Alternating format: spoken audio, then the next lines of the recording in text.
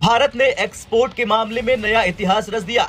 $800 billion का ऐसा ऐतिहासिक आंकड़ा। इस बार के जो भारत के एक्सपोर्ट है उसने इतिहास के सारे रिकॉर्ड तोड़ दिए हैं, क्योंकि इस बार केवल एक्सपोर्ट बड़ा नहीं है बल्कि ऐसे सेक्टर्स में बड़ा है जो कि नॉन ट्रेडिशनल है। देखिए, सबसे शर्मिंदगी की बात यह है कि हम जिनको अपना इस्लामिक ब्रदर कंट्रीज बोलते हैं, जिसमें सऊदी अरब आता है और यूएई आता है, उसके पाकिस्तान के साथ क्या ताल्लुकात हैं और भारत के साथ ताल्लुकात हैं, इससे हमें समझ जाना चाहिए कि दुनिया अब ये नहीं देखती कि हमारे जो ये मुसलमान मुल्क है या गैर मुस्लिम है, वो 2030 तक if they make it sure that they can make India the third largest economy by 2030.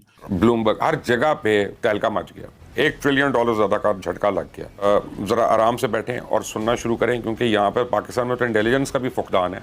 Artificial intelligence से बड़े आगे की बात है। आप मल्टीपल चीज़ों को देख सकते हो जो कि रशिया अब भारत से खरीद रहा है, जिसके अंदर इंजीनियरिंग गुड्स सबसे ज़्यादा इंपॉर्टेंट है। और भारत का एक्सपोर्ट बूम चीन और अन्य देशों के लिए एक बड़ा सबक है। दुनिया इस वक्त भारत के साथ क्यों जुड़ना चाहती है कि भारत की इकोनॉमी जो है दुनिया की तीसरी बड़ी और शानदार इकोनॉमी बन चुका है। कोई देर पा फर्क नहीं पड़ा, बद से बदतर का सफर है।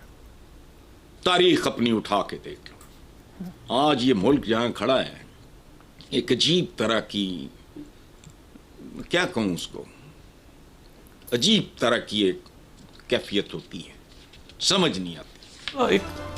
एक होता ना बेचैनी सी मुल्क, जैसा होता ना वो ठहर सा गया है सारा सिलसिला कि आगे क्या अबाउट नेक्स्ट हो, अनसर्टेनिटी, पॉलिटिकल टर्मोइल, और पॉलिटिकल टर्मोइल जब तक है तो इंडिया देखिए इस वक्त देख किसकी तरफ रहा है, चाइना और अमेरिका की तरफ। उन्होंने पाकिस्तान और इन चीजों, वो समझते हैं कि पाकिस्तान ने हमें इंगेज करके रखा है। हमारे तो जाते के साथ ही आपको पता है शहबाज शरीफ साहब में मांगने नहीं आया, मगर मजबूरी है वाला क्लिप उनका बड़ा चला था। नमस्कार दोस्तों, जय हिंद। एक तरफ जहां पूरी दुनिया में मंदी आई हुई है, वहीं भारत एक के बाद एक नया रिकॉर्ड बना रहा है। खबर आई है कि 2024 फाइनेंशियल ईयर में एक्सपोर्ट के मामले में भारत ने पिछले सारे रिकॉर्ड ध्वस्त कर दिए हैं, जिसे देख पूरी दुनिया हैरान हो गई है। भारत के कॉमर्स मिनिस्टर पीयूष गोयल जी ने कहा है कि भारत इस फाइनेंशियल ईयर में $800 बिलियन का एक्सपोर्ट को छूने वाला है। इसी के साथ भारत एक नया रिकॉर्ड बना लेगा एक्सपोर्ट के मामले में। दुनिया भर में चल रही खराब मंदी के बावजूद भी इस फाइनेंशियल ईयर में भारत का एक्सपोर्ट $800 बिलियन पार करने का अनुमान लगाया गया है, जो कि एक नया रिकॉर्ड होगा। पिछले फाइनेंशियल ईयर में भारत का एक्सपोर्ट $780 अरब था। इसी के साथ दूसरी तरफ चीन के एक्सपोर्ट का ग्राफ धीरे धीरे नीचे आ रहा है। बताया जा रहा है कि ट्रम्प के चीन पर टैरिफ लगाने के बाद इससे सबसे ज्यादा फायदा भारत को होने वाला है, यानी जितना चीन को नुकसान होगा भारत को उतना ही फायदा होगा। ये न्यूज सुन पाक मीडिया तिलमिला उठा है और बोल रहा है कि भारत जल्द दुनिया का तीसरा सबसे बड़ा इकोनॉमी पावर बन जाएगा और हम आज भी अंग्रेजों के भीख पर पल रहे हैं। कि भारत कह रहा है कि वो अब दुनिया की तीसरी बड़ी इकोनॉमी बनेगा बाय 2030।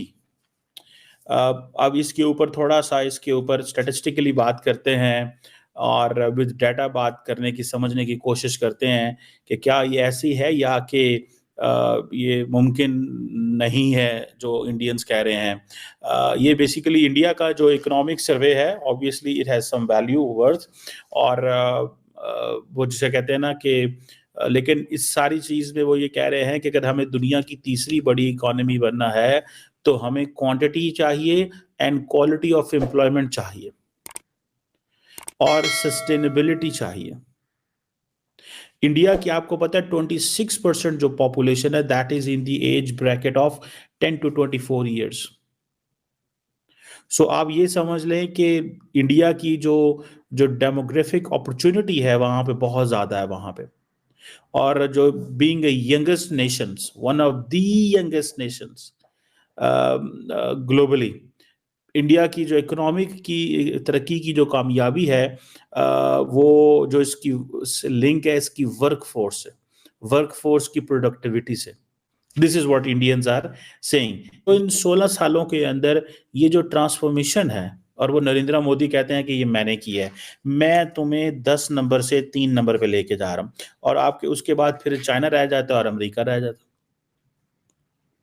तो नरेंद्र मोदी के खाते में चीज तो बहुत बड़ी पड़ गई है। दूसरी बात क्या है कि अभी इंडिया इज ऑलरेडी 5वीं बड़ी इकॉनमी।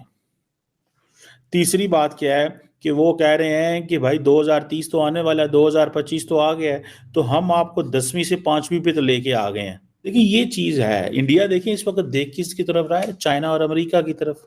उन्होंने पाकिस्तान और इन चीजों वो समझते हैं कि पाकिस्तान ने हमें इंगेज करके रखा है, पाकिस्तान ने हमारी तरक्की नहीं होने दी, हमारा ध्यान सारा पाकिस्तान की तरफ था, हम उनसे लड़ते रहे, हमें तो चीन से लड़ना है।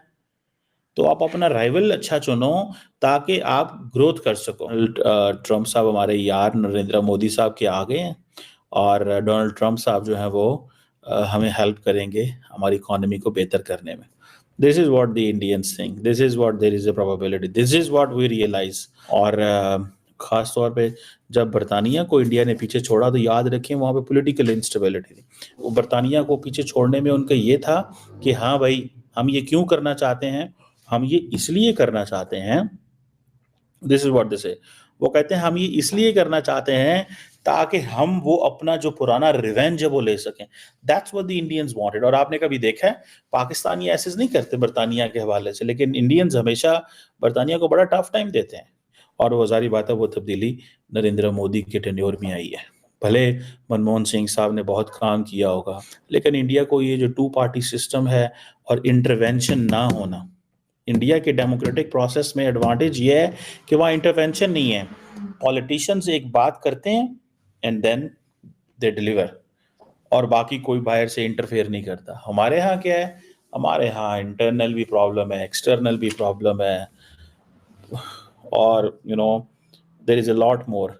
ये आखिर जो भी गवर्नमेंट आती है, चाहे वो आप पाकिस्तान बनने से लेके आज तक की बात कर लें, उसमें डिक्टेटरशिप भी रही है बीच में, आखिर ये लोग पाकिस्तान के ऊपर काम क्यों नहीं करते, पाकिस्तान की इकोनॉमी पे काम क्यों नहीं करते, पाकिस्तान का जो बिजनेस कम्युनिटी है उसको ये सपोर्ट क्यों नहीं करते? ये अच्छा, मैं आपको इसमें बताऊं कि अभी पाकिस्तान का बहुत बड़ा एक नाम था दीवान ग्रुप, जो है दीवान ग्रुप ऑफ इंडस्ट्रीज। वो आपने जैसे आपने बोला ना कि वो दूसरे मुल्क शिफ्ट कर गए, तो वो पिछला जो दौर था जरदारी साहब का दौर, उस दौर में वो पाकिस्तान से मुकम्मल अपना जितना भी उनका टेक्सटाइल का यूनिट थे वो उठाकर वो बांग्लादेश में ले गए थे। इसी तरीके से बहुत सारे पाकिस्तान के जो बड़े इंडस्ट्रिस्ट हैं वो बांग्लादेश ऑलरेडी शिफ्ट कर गए, या वो दुनिया के दूसरे ममालिक जहाँ पर उनको कुछ सहूलतें मिलती वहाँ पर जा रहे हैं। मैं एक दौर कुछ आया था नवाज शरीफ का, जो 92 वाला एक टेन्योर एक दौर आया था, उस दौर में बहुत ज़्यादा डेवलपमेंट हुई थी, बहुत ज़्यादा काम आया। लेकिन नवाज शरीफ की शक्ल कुछ लोगों को पसंद नहीं है, उसके काम कुछ लोगों को पसंद नहीं है। उसको कभी कहा जाता है कि ये मोदी का यार है, कभी वो कहते हैं कि जी मोदी इसके घर में क्यों आया, कभी ये कहते हैं कि ये मोदी की जो हलफ बर्दारी की तकरीब में क्यों आया, तो कभी ये कहते हैं कि जी उसकी शुगर मिल के अंदर से इंडियन रॉ के एजेंट पकड़े गए। भी खुदा का खौफ करे, आप किस तरह के इल्जाम लगा रहे हैं, किस तरह की ये बातें आप यहाँ पर कर रहे हैं। तो मैं देखिए, मेरे जो अपने जिंदगी, बाकी मुझे पिछले जो हुक्मरान है उनका नहीं पता, अभी फिलहाल जितने मैंने दौर देखे हैं, शहबाज शरीफ का है, उसमें जरदारी का है, बेनज़ीर भुट्टो का है, उसमें नवाज शरीफ का है। तो नवाज शरीफ मुझे एक बेहतरीन एडमिनिस्ट्रेटर नज़र आया कि जिसने इस मुल्क के लिए कुछ काम करने का सोचा और उसने उसके ऊपर अमल दरामद भी किया। आप अगर उस दौर की इकोनॉमी पाकिस्तान की पोजीशन उठाकर देखें तो मेरे ख्याल में अगर हम इंडिया से उस वक्त आगे नहीं थे तो पीछे भी नहीं थे, तकरीबन इंडिया के बराबर हम चल। और शायद नवाज शरीफ वाहिद हमारे यहाँ लीडर ऐसे हैं जिन्होंने कारगिल जैसी चीज को गलत कहा और उन्होंने कहा कि ब्लंडर हुआ है। हम तो आज तक, वरना सब लोग उस पे तराते ही रहते हैं कि हमने बहुत कारनामा किया था, लेकिन नवाज शरीफ साहब की इस बात को यकीनन मैं भी अप्रिशिएट करूंगी कि वो आज की तारीख में भी उसको ब्लंडर ही मानते हैं। बिल्कुल, उन्होंने इस चीज को एक्सपोज किया और बताया गया था कि जब वो प्राइम मिनिस्टर थे उनको भी नहीं बताया गया था, और उनसे चोरी छुपे ये सारा जो है वो एक एडवेंचर किया गया था, और बाद में बताया गया कि अब हम फंस चुके हैं, अब हमने क्या करना है, अब आप जाएं, आप अमेरिका जाएं और वहां पर जाकर हाथ जोड़ें और हमारी जान छुड़वाएं। बहरहाल मैं पहले भी कई दफा कह चुका हूं कि पाकिस्तान की अगर इजी तरक्की पाकिस्तान करना चाहता है, पाकिस्तान बहुत जल्दी डेवलपमेंट करना चाहता है, तो पाकिस्तान को भारत से अपने तल्लुकात असर नौ देखने चाहिए और उसको बेहतर बनाएं। तो बहुत जल्द हम जो है, जिस तरह दुनिया के बाकी मुल्क भारत के साथ जुड़ के तरक्की कर रहे हैं, आज देखें ना कि ट्रंप भी चाहता है कि वो मोदी जी वहां पर जाए, फ्रांस अलग से वो कोशिश कर रहा है, इटली ये कह रहा है कि जी मैं उसके साथ जुड़ना चाहता हूँ।